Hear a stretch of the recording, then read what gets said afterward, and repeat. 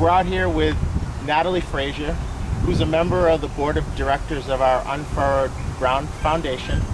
She is someone who has had a distinguished tennis career, starting off in juniors, being ranked as high as 2 in the country, and was the highest ranked senior in the country in 2007 at number 5 in the country. She was the highest ranked senior.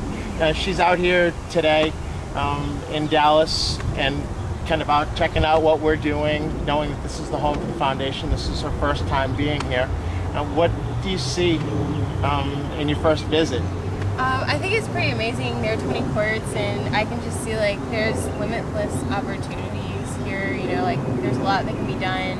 There are a lot of children, like you can change a lot of children's lives on these courts. And so when I first rode up, that's the first thing I thought about was just how much, opportunity there is just for unfurrowed ground and just, in general, just with the courts. You grew up in a program in College Park, Georgia, under the tutelage of a guy that I consider to be my dad and one of the greatest people I've ever met, Coach Ernie Peterson, and you alluded to changing lives one ball at a time.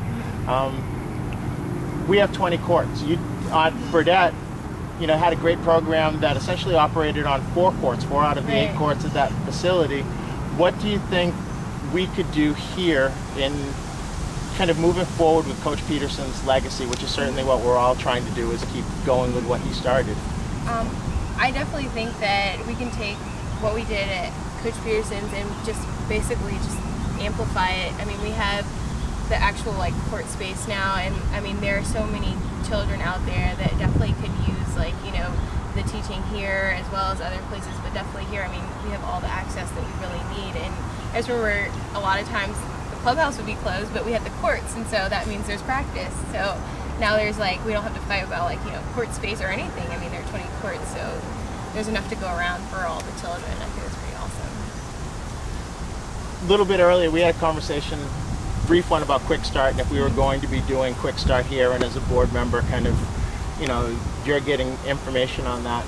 You didn't have Quick Start when you were a kid. You started with yellow balls, full courts. How do you think your development would have changed had you had Quick Start? Quick Start, I think it would have been a good introduction for the child that doesn't really know exactly what they want to do. It's easier to probably ease them into tennis with the Quick Start program. They're around more children that are their age. Like you said, I actually just started off just at the courts, and I was around a lot of older kids. So, I mean, I just kind of knew how to get in line, and there was no introduction really to tennis. I just kind of knew okay, follow the instruction. But I think it'll be easier for kids to really get into tennis and see how fun it is first, and then really kind of take it where they really want to go. So I think implementing Quick Start would definitely be an asset to the facility and the foundation. As someone that did come up under Coach Peterson, who wasn't necessarily someone that smiled a lot, though I know certainly that remembrances of him bring smiles to both your face and mine.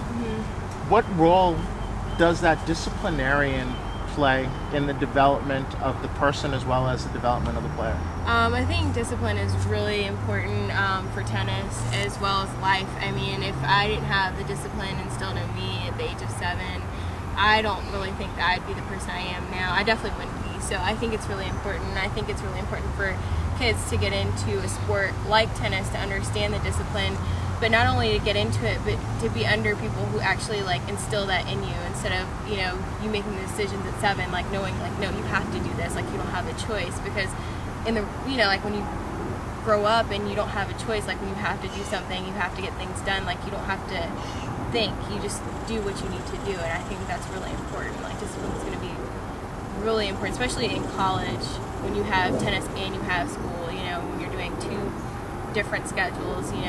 I definitely saw it come into play there. So I would say discipline's a huge part of the sport and life. So you talk about the lessons other than just tennis that are taught through tennis. And when I asked you for a recommendation for me a year ago, you relayed a story of something that I said to you a long time ago that I didn't even remember having said to you. Can you just tell a little bit about that? I remember when I was 9 and there was a ball. It was actually on the due side, and the ball actually went out, and it was in the doubles alley, and I didn't exactly run for the ball, and so the ball passed, and Coach Ju was like, okay, you will have an opportunity to hit a ball like that, but you'll never have an opportunity to hit that particular ball ever again. And so to me that really stuck, because that is kind of like an opportunity missed. And so what I took from that at 9, it was about tennis, but when I got older, it was about opportunities and taking advantage of all your opportunities. Like, you'll never have the opportunity to do something again.